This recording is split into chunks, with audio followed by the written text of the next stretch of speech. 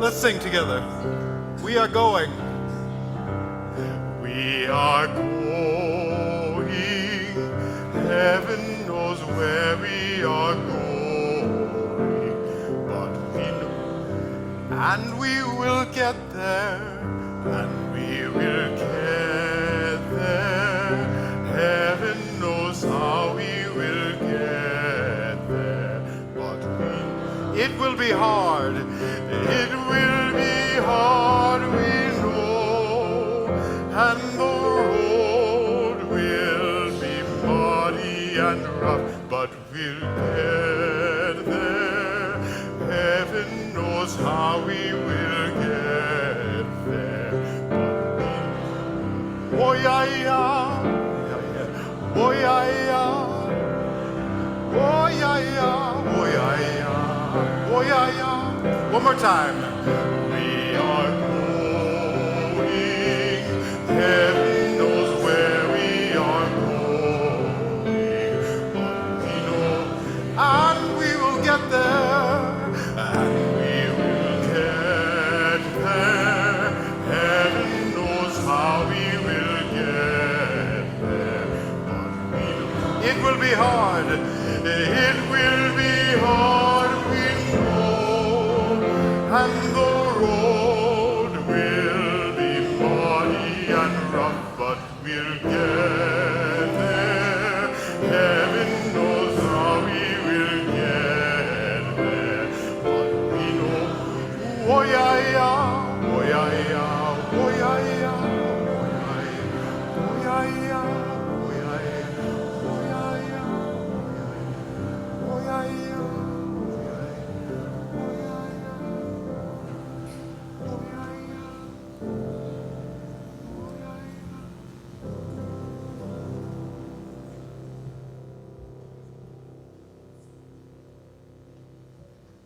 Good morning.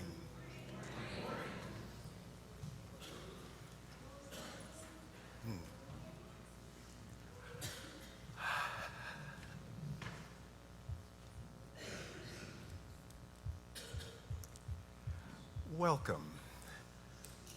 Welcome and welcome back to church, to a time of community, to a time of celebration, a time of helping one another, equipping one another, getting the tools we need and giving the tools we need to help heal the world and heal each other's hearts to be well with one another. That's what this whole thing is about. Love, liberation, community, and bringing your whole self right here. How you feeling? If you had to describe yourself in one word right now, what would it be? How you feeling? Excited. Joyful, excited, I hear it. What is ready? Yes. Bubbly, I heard. Yes? Grateful.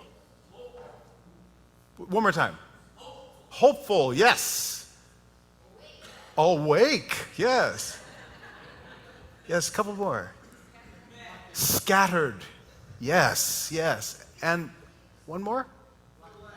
Relaxed. And then I heard you in the back. Say it one more time. Confused. Confused. Oh, yes, yes. Okay. Do you know that each one of those adjectives, all of those describing words that you used, every single one of them is welcome here? You are happy, you are confused, and so we are happy, and we are confused, and we're relaxed, and we're contented, and we're hopeful. All of that we gather here as the energy to make this time of community together. We gather it up in words and in a fire. And that fire, the symbol of Unitarian Universalism, all around the globe and across time, helps us to remember who we are as a community. We have words that we say while the chalice is being lighted. Does anyone know the first word of that? It's the most important. Yes, it is. Reverend Arif, would you help us by lighting the chalice? And we will say those all-important words that begin with the all-important word, love. Let's say it together. Love is the spirit of this church, and service is its law. This is our great covenant, to dwell together in peace, to seek the truth in love, and to honor one another. Thank you. Will you breathe with me? Will you take a moment to remember that there is breath available? Will you take a moment for peace, even if peace is hard to find? 3 breaths together on your own time.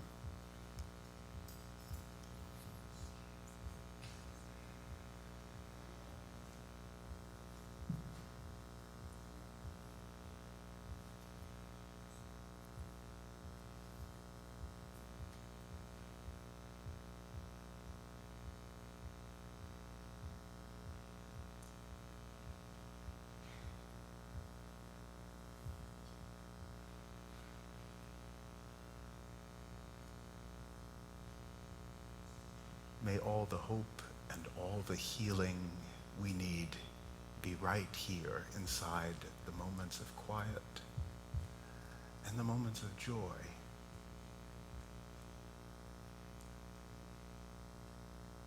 Friends, I'd like us to play a game together, if that's all right with you. The game is called Help Me Heal the World. Would you say it with me? Yes, it actually works better if you do it with a Superwoman pose. Yeah, that's yeah, and if I go pop pop pop at the beginning, okay, the game is titled pop pop pop. Help. Yeah, good for you. Good for you. Now here's how it goes. It's relatively simple, and it's not simple at all. I need someone to volunteer to come up, some brave one of you to come up, and what you have to do is tell me one of your talents, something you're really good at. Come on up.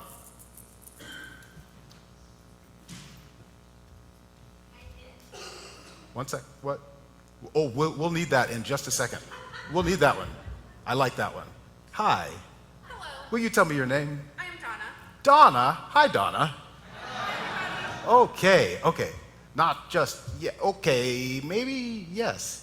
Will you whisper to me with the, yeah. But I have a microphone on, okay.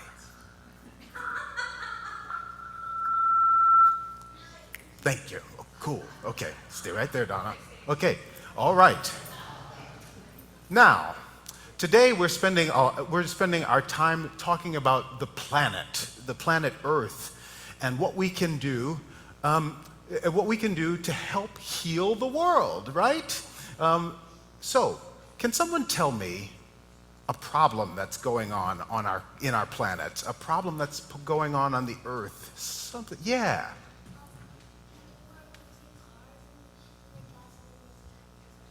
People are using too many cars, and the gasoline is bad for the Earth. Yeah. Okay. Fantastic.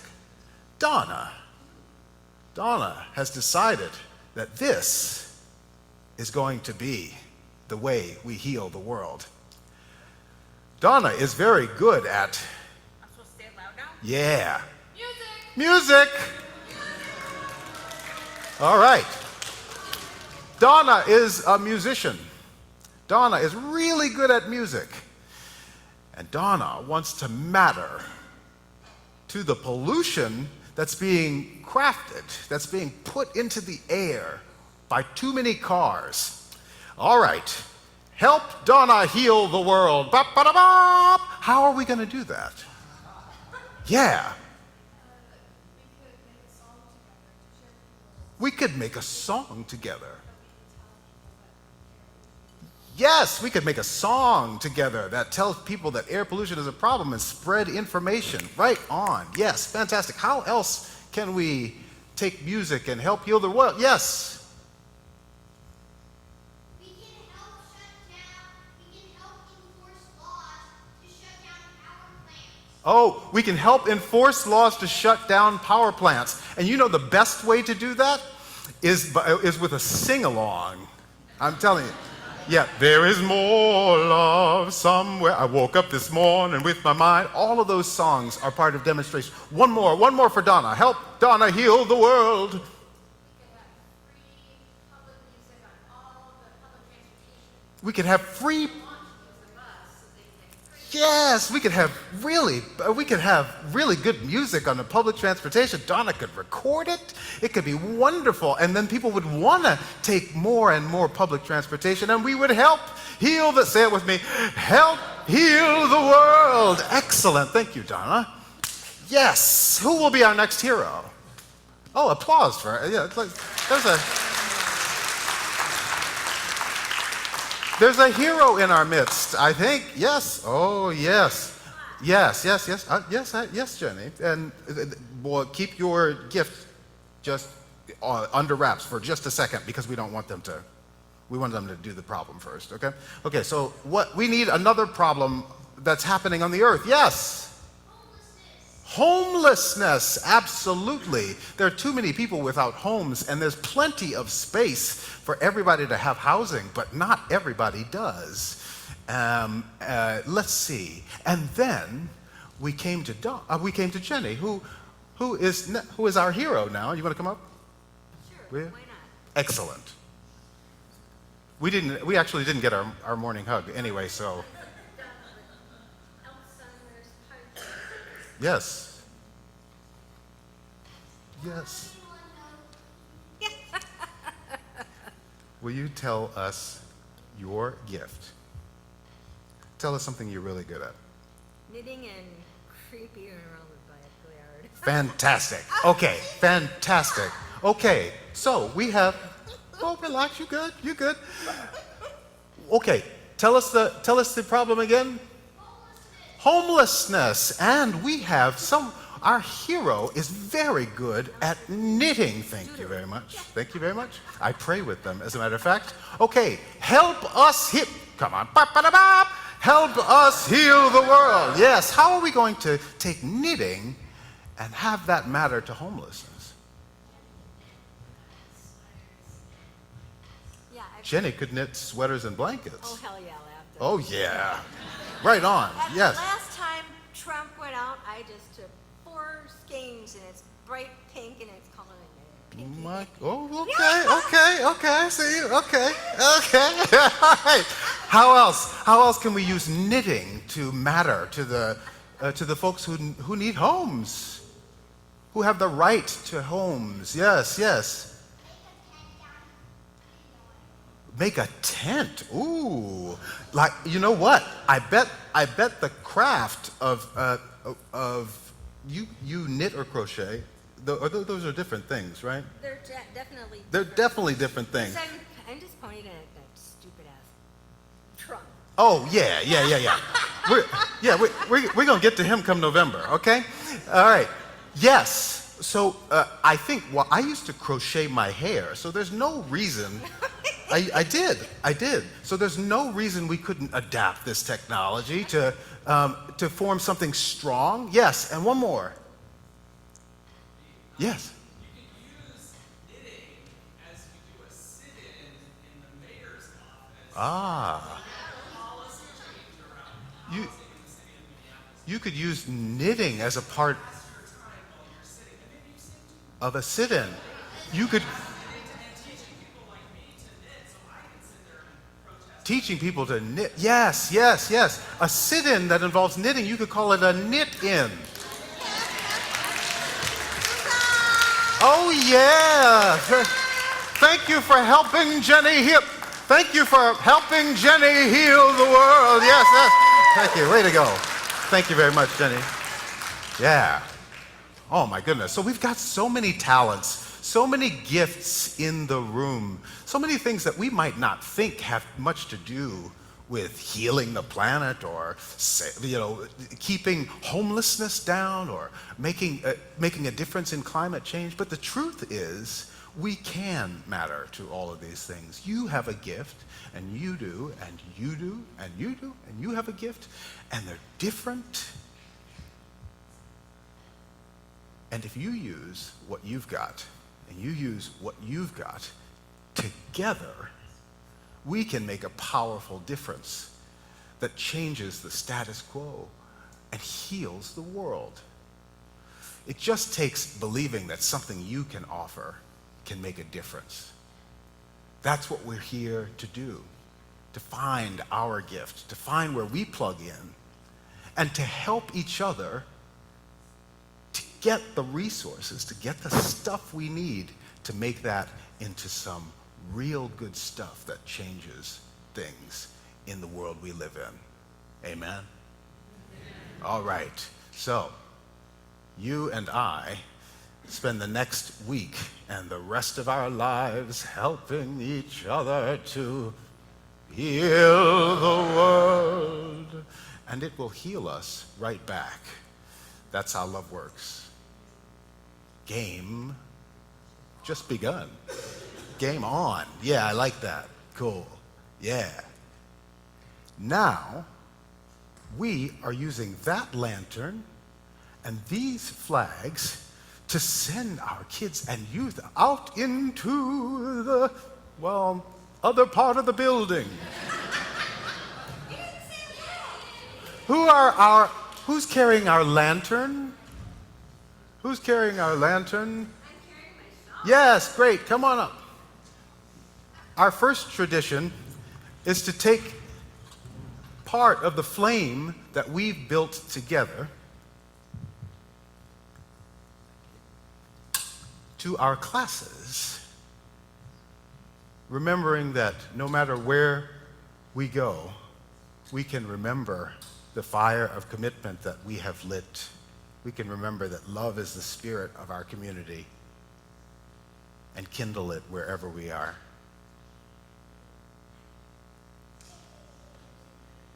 That goes with our children and youth and the adults that accompany them, led by some trusty folks carrying these flags. Where are our flag bearers? 1, and we got 3 flags, and 2, and 3. Fantastic. The kindergartners and first graders are going to follow you there, and the second graders and third graders are going to follow you through this, just to your right. Just to your, I can't see that, just to your right. Yes, there we go. And 4th and 5th are going to follow that far aisle right there. And if I'm a kindergartner or a first grader, I'm going down this aisle following that flag. If I'm in the 2nd or 3rd, I'm going down this aisle following to my right. And 4th and 5th, I'm going this way. And the room was so overwhelmed by the blessing of moving youth and that they sang, "This little light of mine, I'm gonna let it shine. Oh, oh, oh, I'm gonna let it shine. Let it shine, let it shine, let it shine." Anybody got a harmony to that? This little light? This little light of mine, I'm gonna let it shine. Yeah? This little light of mine, I'm gonna let it shine. This little light of mine, I'm gonna let it shine, let it shine, let it shine, let it shine. Ooh, you do have harmony. Yeah, way to go. Oh, I believed in you the whole time. Yes.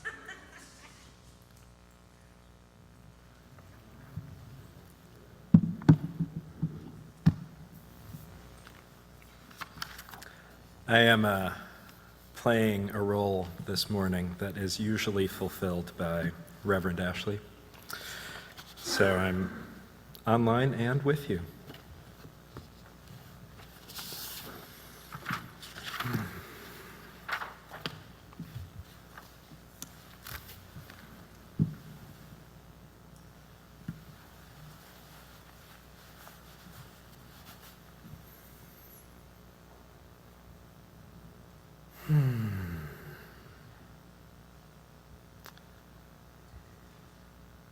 My colleague, Dr. Glenn Thomas, not infrequently stands on this chancel and reminds us that the first poem ever spoken was when someone looked up into the sky, saw the sun, and said, "Ah."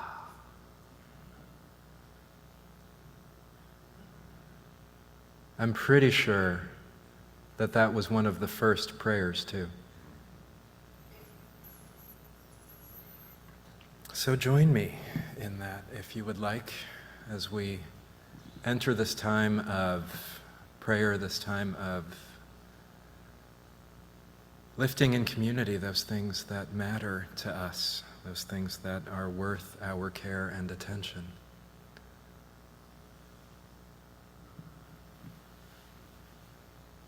Lift your gaze up. Lift your arms up. Take up more vertical space. Take a deep breath and say, "Ah."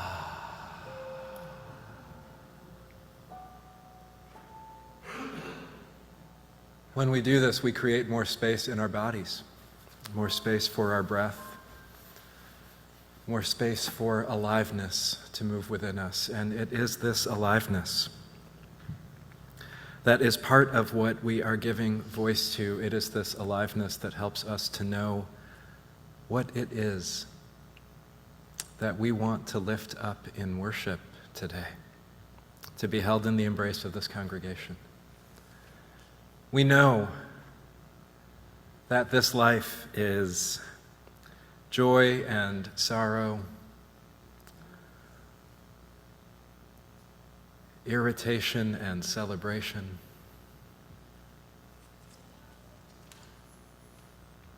amusement, and grief, and everything else in between. We know, too, that none of us gets through this life by ourselves. We know, too, that joy shared is joy amplified. It is joy expanded.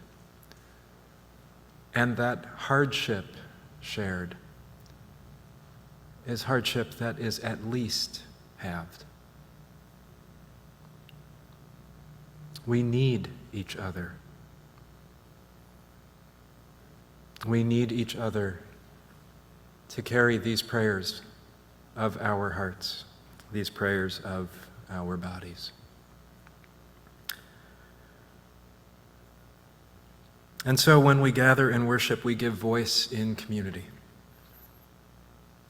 And I invite you now to speak aloud, to hold gently on the surface of your heart, that we might energetically be aware.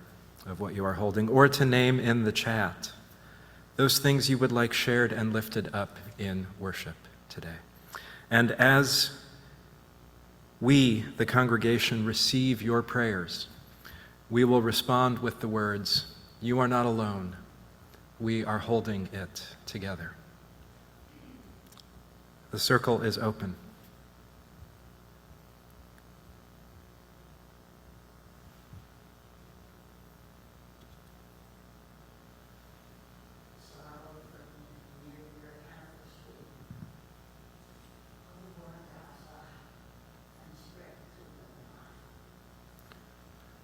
Sorrow on this almost 1-year anniversary of the war in Gaza and its spread into Lebanon. You are not alone. We are holding it together. My brother has advanced Parkinson's. He lives in Ohio. I have not seen him for years. His name is Steve Potts. Steve, we hold you in Ohio, far from your sister. Steve is far from you. Far from your sister, Jenny. And we hold you as you continue to live with advanced Parkinson's. You are not alone. We are holding it together.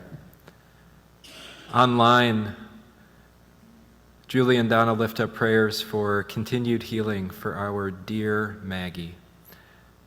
Maggie, you are not alone. We are holding it together.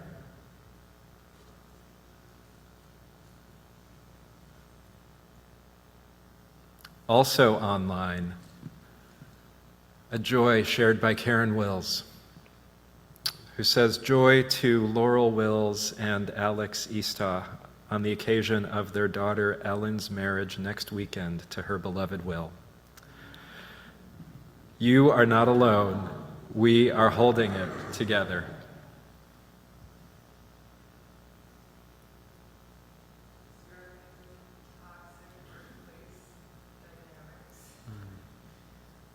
Struggling with toxic workplace dynamics. You are not alone. We are holding it together.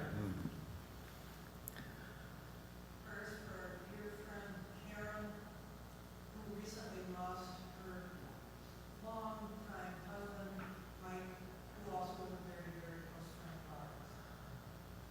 Holding in our hearts the loss of the losses of dear friends, Karen and Mike, Kathy, and the community around them.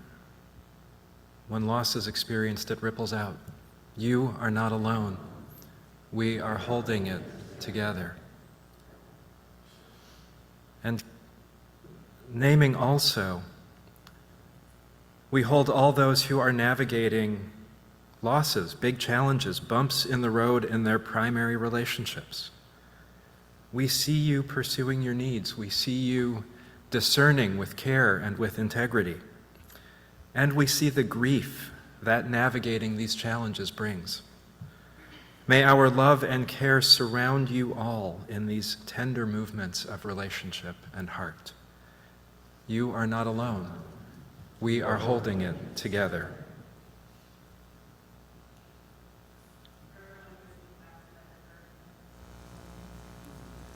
All those impacted by the hurricane and the subsequent flooding, you are not alone. We are holding it together.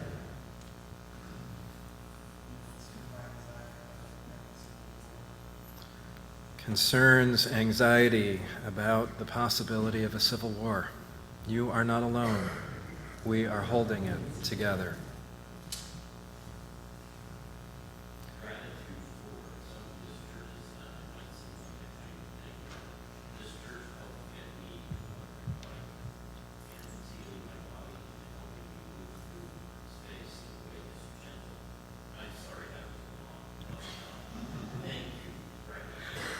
There are no limits on the length or depth or breadth of our gratitude. So if you did not hear, and for folks online, gratitude for community support in making accessible a bike, an electric bike, that is making the world more accessible while it is healing body and spirit and mind.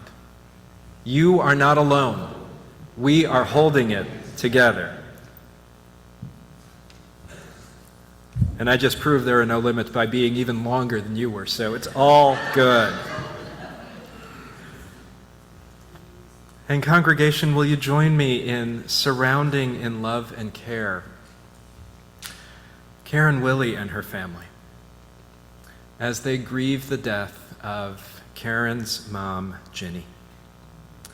Ginny was joyful, she was loving, she was funny, she was insightful, she was caring, and she died last Saturday, 10 days short of her 99th birthday. Ginny died at home. She was surrounded by her loved ones, and she passed peacefully. And Karen and her family so appreciate our care and messages of love and support. Karen and family, you are not alone. We are holding it together.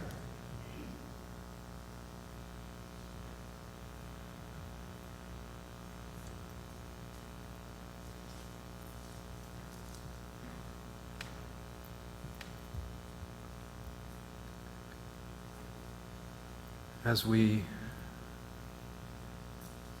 close our circle,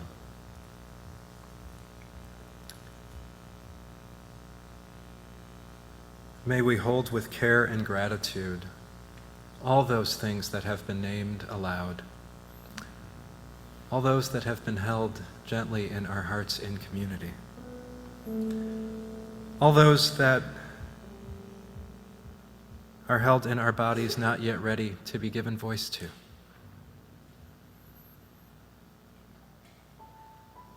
May we remember that we are not alone, that we are holding it together. May it be so, and amen.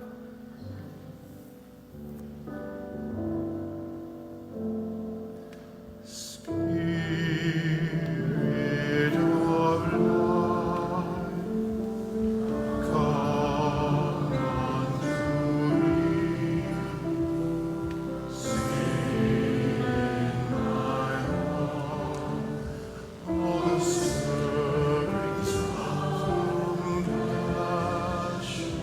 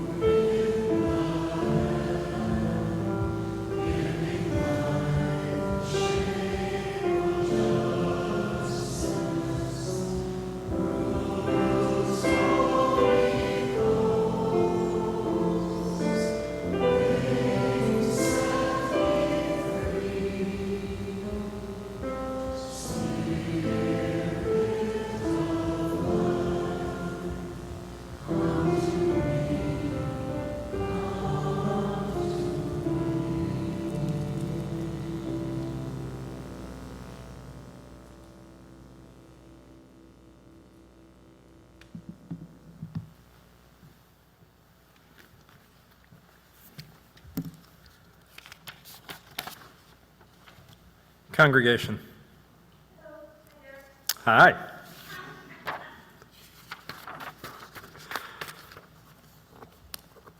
Jenny, I so appreciate all of the ways that you remind us that this is a dialogue that we're in. Amen. Each week when we gather, we make time for this spiritual practice of generosity.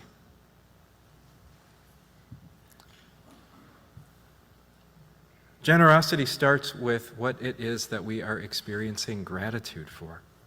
And so I invite you to take a moment to think about the week that just passed, to remember what it was that you were grateful for this week.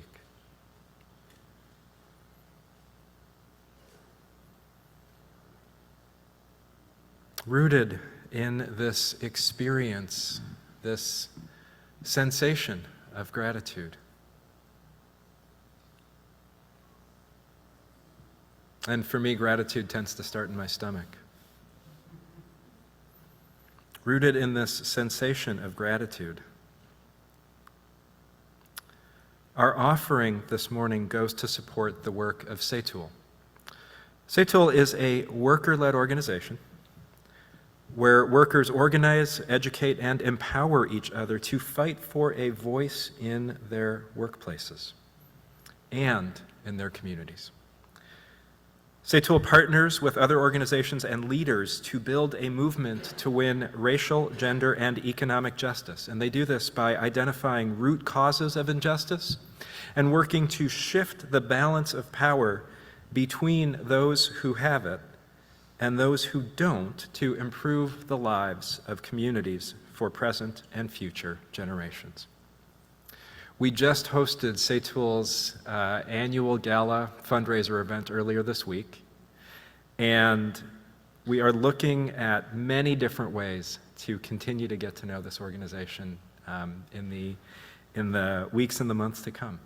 And so as the ushers come forward, or as you make your gifts online through the magic of the internet, I invite you to give as generously as you are able. Invite the ushers to come forward.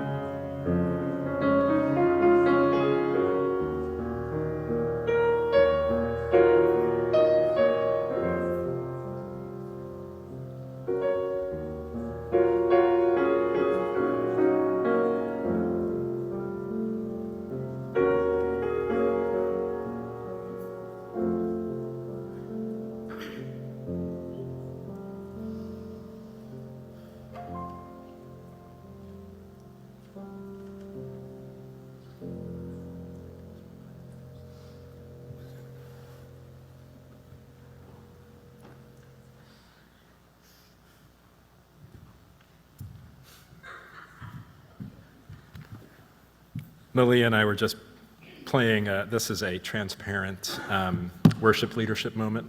Malia and I were just doing the whispered equivalent of playing a game of rock, paper, scissors as to who would be introducing us. Pretend for a moment that I am not me. I don't know who I am. You can just project whatever you want. Could do that. So today, we are deeply blessed to share the voices of two members of our own community. Voices that have been recognized with the Unitarian Universalist Climate Justice Sermon Award.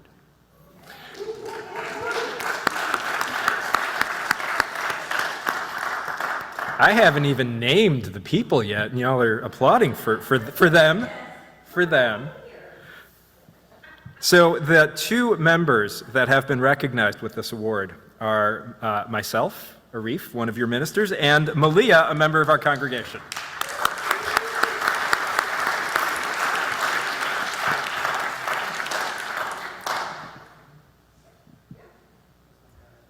That was a good guess. It was a very good guess. We are going to be reading each other's reflections. These readings invite us to listen more deeply to the call of climate justice and the interconnectedness of all life. So we invite you to open your hearts as I share Malia's reflection and then Malia shares mine. So from Malia's award-winning sermon,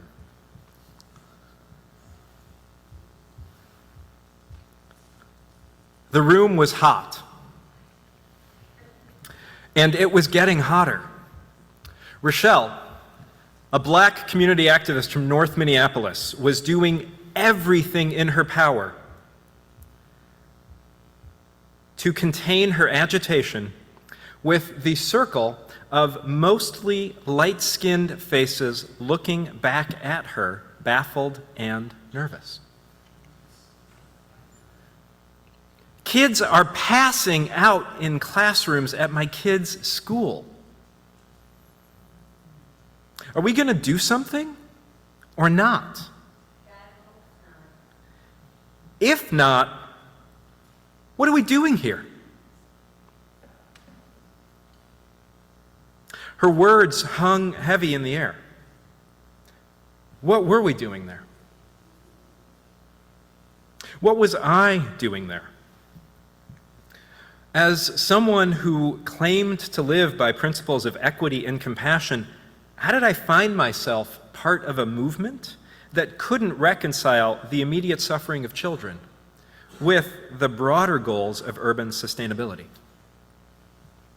In that room, I witnessed the painful consequences of division. Environmentalists on one side, environmental justice activists on the other. Two groups speaking different languages driven by different urgencies. Rochelle saw the human toll of environmental neglect, sweltering classrooms, children fainting from heat. Yet we, those of us committed to the environment, were focused on composting programs and utility contracts. We weren't seeing the same world. But here's the truth our faith reminds us of. We are part of an interdependent web of all existence. And that means we cannot protect the planet without protecting the people most harmed by environmental destruction. We cannot separate the well-being of the earth from the well-being of its people. The air in North Minneapolis and the health of its children are just as much an environmental concern as the forests we love or the oceans we fight to save. We heal the world only when we see that no one is free unless we are all free together.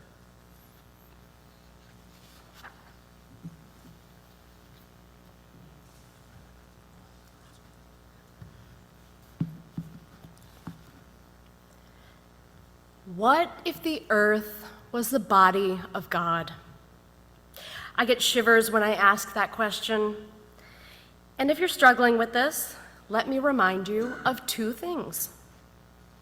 First, some theologians have defined God as that which is greater than us, that which we are wholly reliant upon, and that which we cannot live without. Our earth does a very good job of fitting that definition.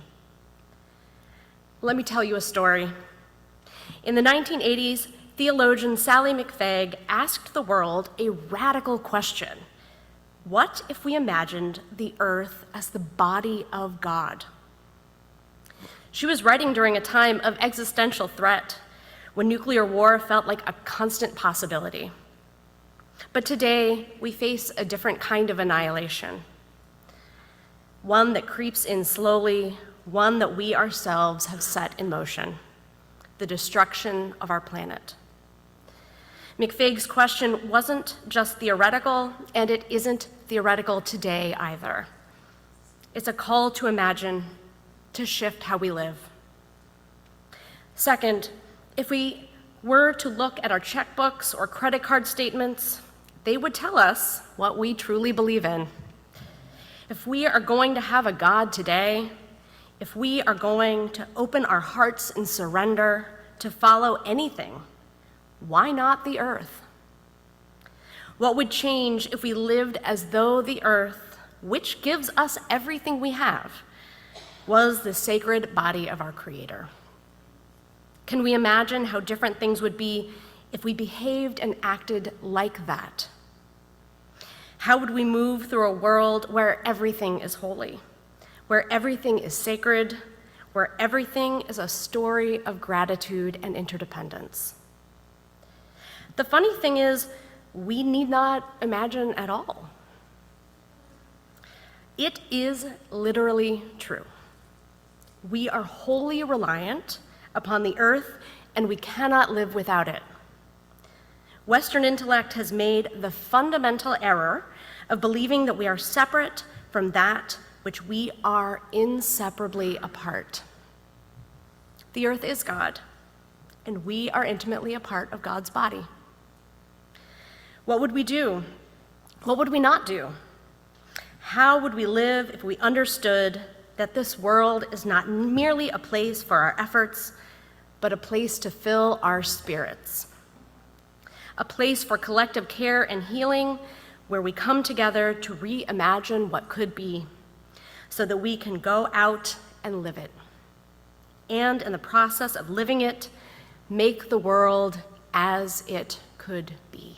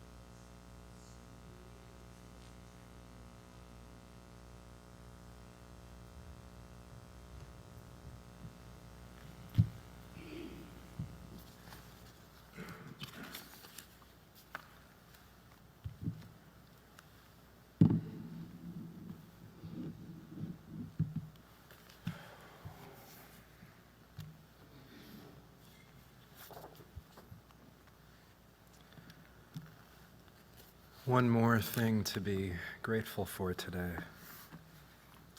These flowers that are just an exquisite blend of the season that is passing and the colors of the one that is coming. Truly a feast for our senses.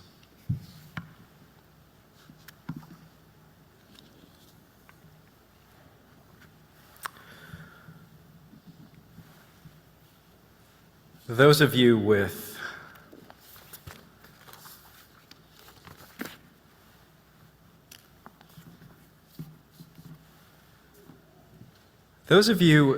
a propensity toward earworms likely recognized one of our hymns, Blue Boat Home, in what Dr. Glenn Thomas Rideout was just playing.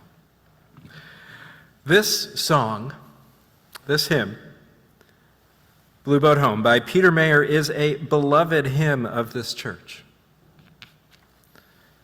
So much so that it may well be, if not the unofficial anthem of First Universalist Church, then certainly the near official anthem of our youth groups. So beloved is this hymn, so moved are we by this hymn that some of you, and you know who you are, not looking at you in particular right now, but you know who you are, have asked me to tell you in advance, no lie, have asked me to tell you in advance when we will be singing this in a Sunday service so that you can proactively prepare your face to either try to avoid or to be more equipped for when you dissolve into church-crying tears as the words and the message and the experience of singing these words together carry your heart away.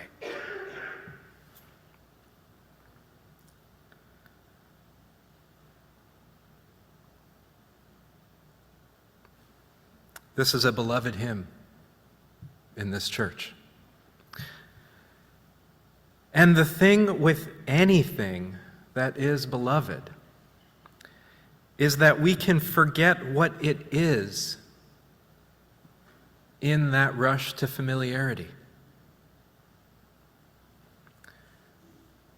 And so this morning, on this day, on this weekend of the Unitarian Universalist climate revival, when we and other congregations around the nation, more than 1/3 of our association, more than 300 congregations, are this weekend fixing our hearts on climate justice, are awakening and reawakening and awakening and reawakening and awakening and reawakening our commitment and action on behalf of our future on this weekend, on this day.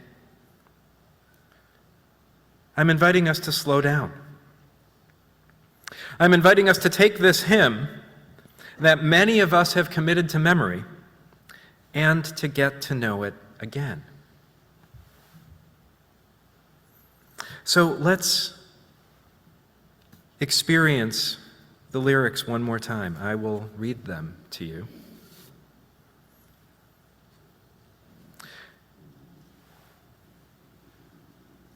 And as you hear these words spoken, as you listen past the way in which your heart and mind and body fill in the music, let this question settle into your body. Who are you in this hymn?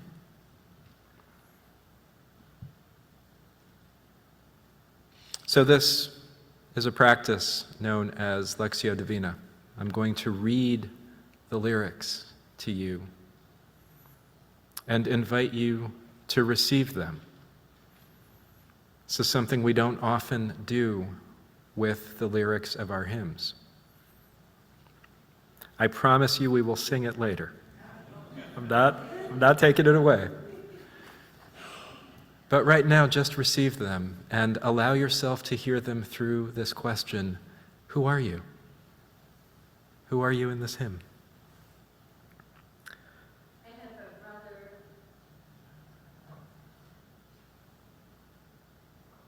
It's okay. I have a brother with Parkinson's. Yeah, He lives in Ohio. I haven't seen him for days on end. yeah. We're holding that with you, Jenny. Thank you. Yeah, thank you. When we say that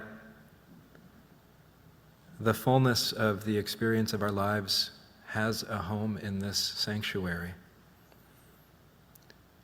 when we say that the fullness of the experience of our lives has a home in this congregation,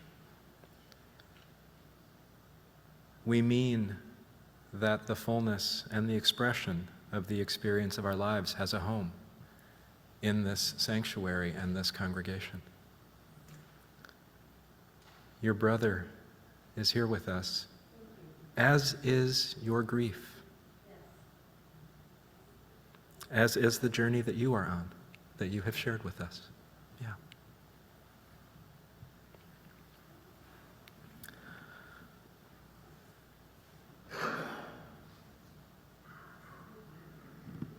Though below me I feel no motion, standing on these mountains and plains, far away from the rolling ocean, still my dry land heart can say, I've been sailing all my life now. Never harbor or port have I known. The wide universe is the ocean I travel, and the earth is my blue boat home. Sun, my sail, moon, my rudder, as I ply the starry sea, leaning over the edge in wonder, casting questions into the deep. Drifting here with my ship's companions, all we kindred pilgrim souls, making our way by the light of the heavens in our beautiful blue boat home. I give thanks to the waves upholding me. Hail the great winds urging me on. Greet the infinite sea before me. Sing the sky my sailor's song. I was born upon the fathoms. Never harbor or port have I known. The wide universe is the ocean I travel, and the earth is my blue boat home.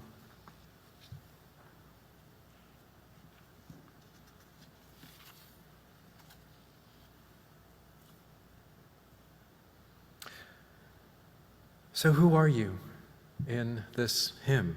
The construction of the hymn invites us to identify with the speaker, with the singer, with the sailor. But allow yourself the poetic license to take up room differently. Who are you in this?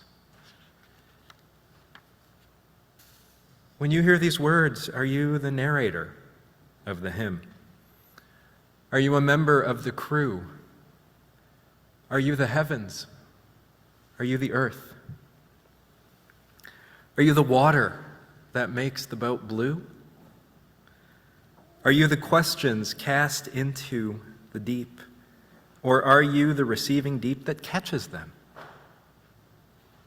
Who are you in the hymn this morning? It might be different at different times, but who are you in the hymn this morning? And where from that place are you awakening and reawakening what it means for you to be a commitment to securing our shared future by protecting the water?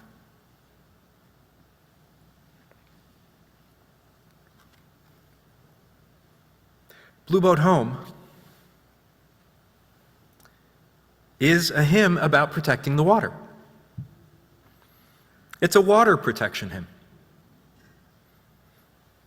It incites us to protect the water not by browbeating us with facts and figures and intellectual imperatives, but by inviting us to understand ourselves as sailors on a great big boat, living an aspirational life of harmony and wonder. In doing so, it awakens and reawakens. It awakens and reawakens the necessity of caring for the water upon which we float. Blue Boat Home is a hymn that wants to incite you to awaken and reawaken your joy in being alive on this earth. It is a hymn that wants to incite you to awaken and reawaken your wonder in being alive right now. Blue Boat Home is a hymn that wants to incite you to protect the water.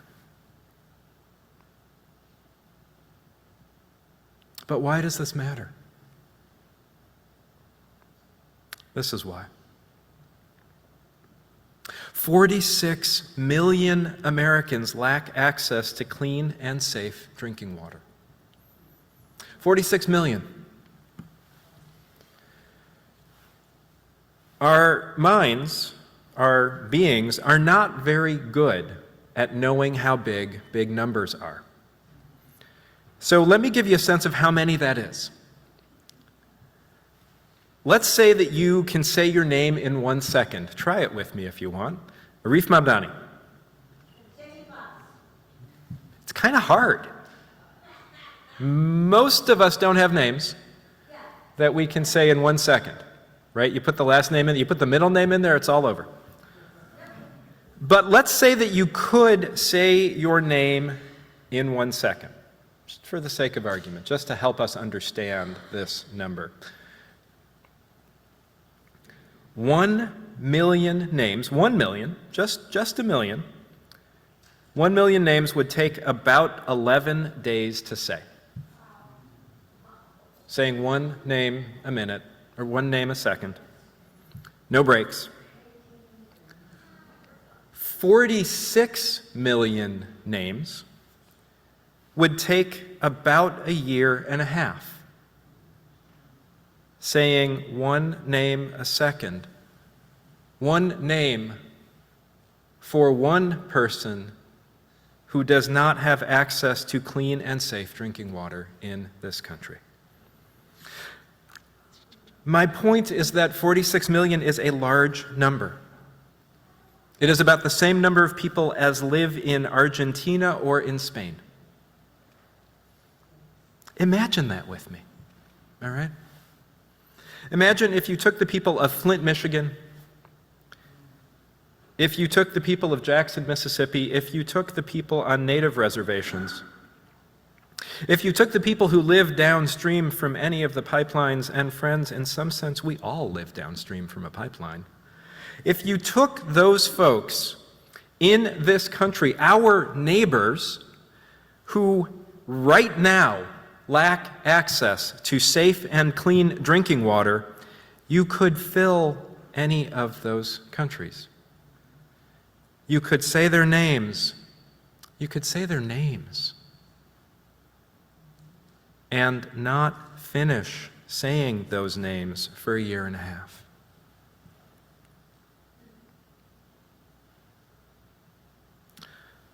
Let's go back to that hymn and that question. Who are you in this hymn?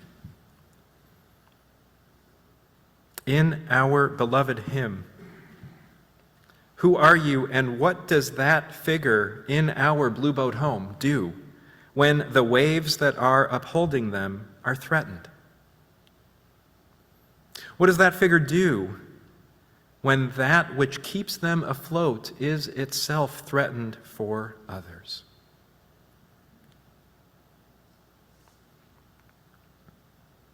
Water is fundamental to life. We know this.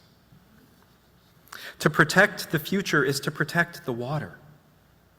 To protect the water is to take seriously what each of us can do right here, right now, to ensure that our future and the future of our great-great-great-great-great-great-great-great-great-great-great-great-grandchildren is secure. So what is that one thing? What is that one thing for you? Go back to the hymn. Remember who you are today. Remember who you are in this hymn. Remember who you are in this world, and remember that there is no one who is not downstream. That to riff on many bright lights of justice, water insecurity for anyone is water insecurity for everyone. And a threat to the water anywhere is a threat to the water everywhere. Which is to say that not only does water flow through every single thing that any one of us could claim to care about, but also that any action to protect the water is an action to protect the future, is an action to protect our earth. Which is to say that if you do not know where to start, start by protecting the water.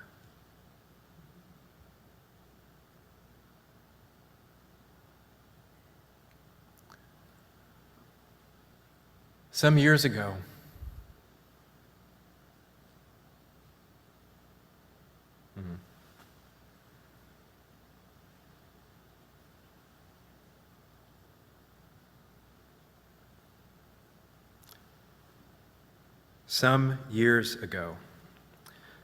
I was serving in my internship at Unity Church Unitarian over in St. Paul.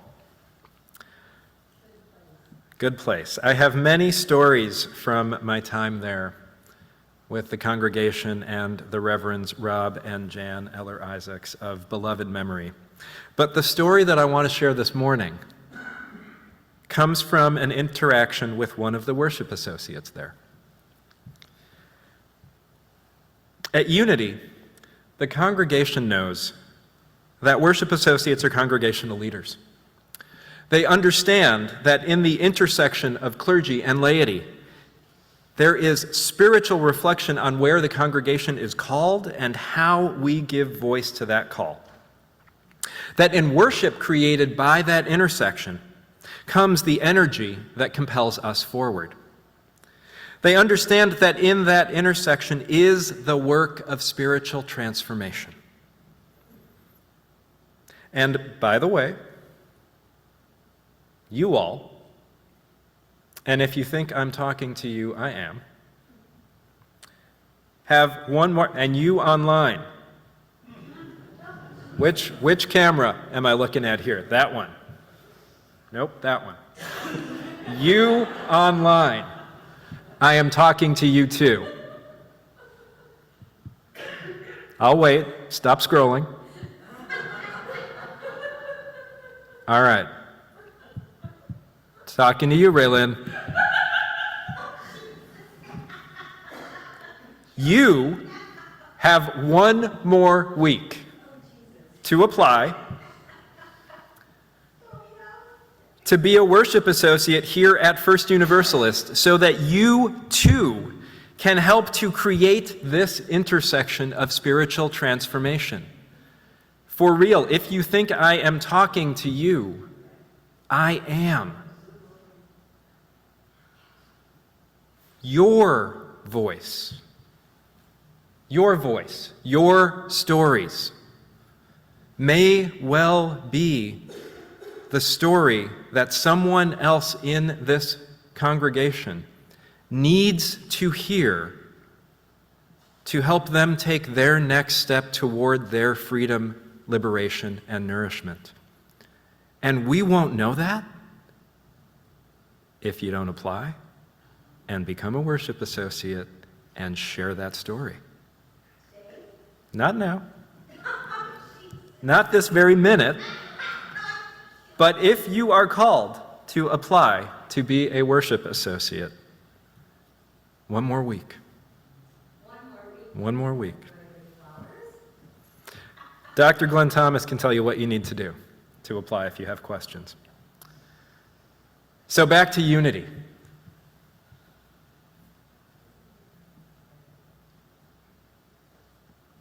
Understanding that this is the magic, this is the call to transformation that happens at the intersection of clergy and laity. They require their interns to work closely with worship associates so that we learn and come to understand that transformation is not something that we read about. It is something that we are a commitment to. And that commitment is realized through our actions and through our bodies. And so it was that I was in conversation with a worship associate there after they had shared a story from their life. The story that they shared in a service went something like this.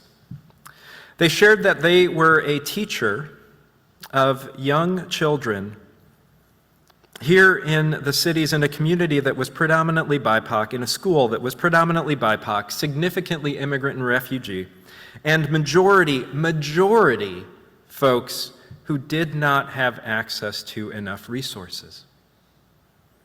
People who did not have enough. Not enough food, not enough shelter, not enough resources to ensure that their children could achieve the futures that they dreamed of. And so this worship associate said, and these are their words, paraphrased, "People ask my kids what they want to be when they grow up, and that question is a setup. They say, I want to be a doctor, I want to be a scientist, I want to fly a plane, and there is no guarantee that these kids will have the resources to be able to pursue their dreams. Asking a kid like that what they want to be when they grow up is a setup, because it makes them confront the limitations that already exist on their horizon." And then the worship associate said this. They said, "What I have come to find in my work with these kids is that instead of asking them what they want to be when they grow up, I can ask them this: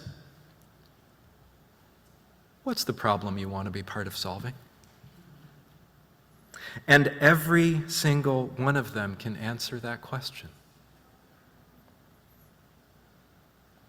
And they went on to say, and then I asked them, where would you start right now? And every single one of them can answer that question too.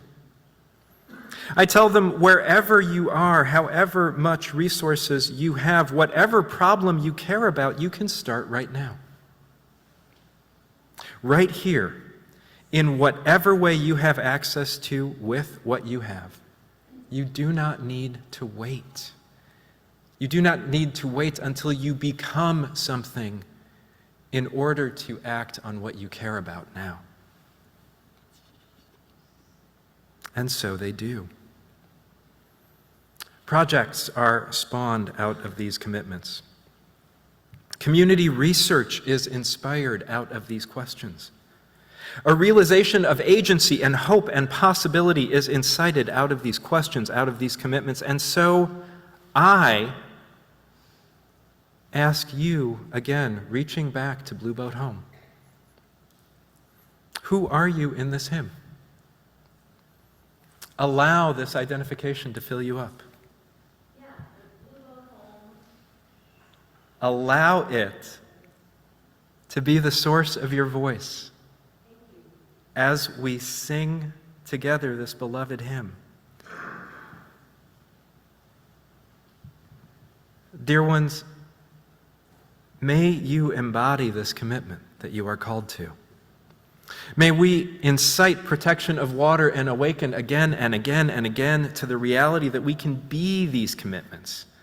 And being these commitments, we can incite the future that we must create together. May we be about this work.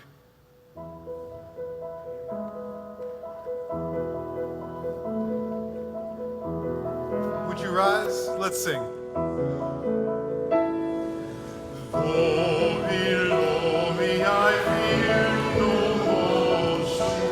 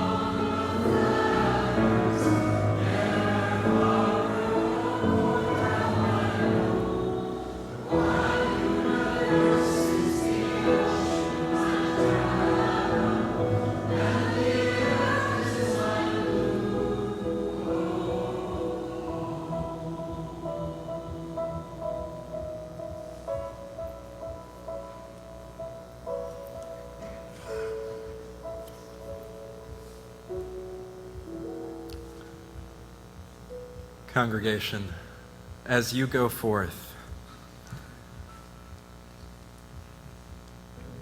take these commitments with you. May we incite protection of water and awaken again and again and again to the reality that we can be these commitments, and that being these commitments, we can incite the future that we must create together. If you need some support in finding your way to being these commitments, to living these values, travel to the Cummins Room after the service today for a listening session with the environmental justice team. They want to hear from you how they can support you in living these values of protecting the water, protecting the earth, creating environmental justice. So as you go forth,